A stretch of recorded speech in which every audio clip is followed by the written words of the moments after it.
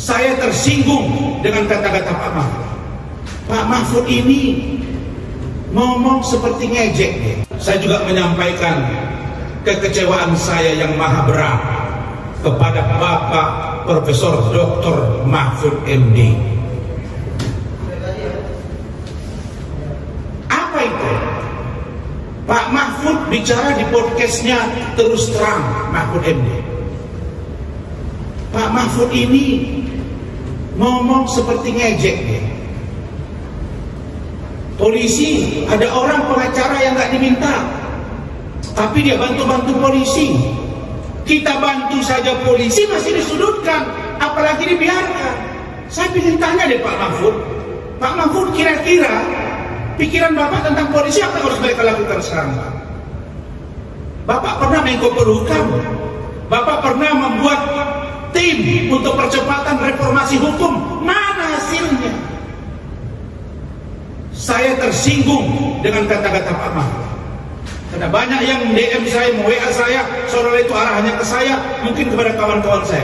Kami tidak pernah dipesan oleh polisi untuk bantu mereka. Saya tegaskan itu. Dan kami tidak pernah bekerja sama dengan polisi untuk bantu mereka. Tapi sebagai seorang penegak hukum, dan kita levelnya sama sebagai penegak hukum, lawyer, kemudian hakim, kemudian KPK, jaksa dan polisi setara dengan penegakan hukum, maka kita wajib saling perhatian dengan sesama hukum. Kok Pak Mahfud ngomong begitu? Tersinggung saya sama Bapak. Oh, ini Rasman nantang, saya masih ingat. Ketika Pak Jokowi periode yang lalu, periode pertama kabinet kerja, waktu itu ada salah satu TV swasta, narasumbernya Pak Yusril. Dan kalau saya nggak salah, saya ada di situ. Pak Mahfud sedang di luar negeri, Zoom dengan Bapak. Bapak mengatakan, saya siap menantang siapapun yang mendebat kata-kata saya itu. Tapi kok di kasus ini Bapak tidak ngomong? Kasih dong pikiran, apakah ini pembunuhan, apakah ini lalu lintas? Terus Bapak komentari dong Surabaya itu. Apakah itu harus dihukum hakimnya? Apakah itu hukumnya seperti apa? Komentari dong. Jangan karena Bapak.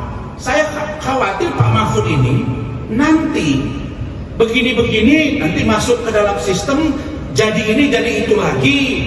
Takut saya nanti jadi berubah. Jadi Pak Mahfud, tolonglah. Bapak berbicara, saya di DM, saya tersinggung dengan kata-kata Bapak. Jangan Bapak pikir Bapak segala-galanya, Bapak senyum-senyum seolah kita ini orang yang muda-muda ini tidak berisi, Pak. Yang Bapak baca, KUHP, KUHP, undang-undang, sama dengan yang saya baca. Dan saya tidak pernah gentar menghadapi orang seperti yang Bapak sampaikan ini. Ini jelas ya, saya punya track record sendiri, jangan rendah-rendahkan saya.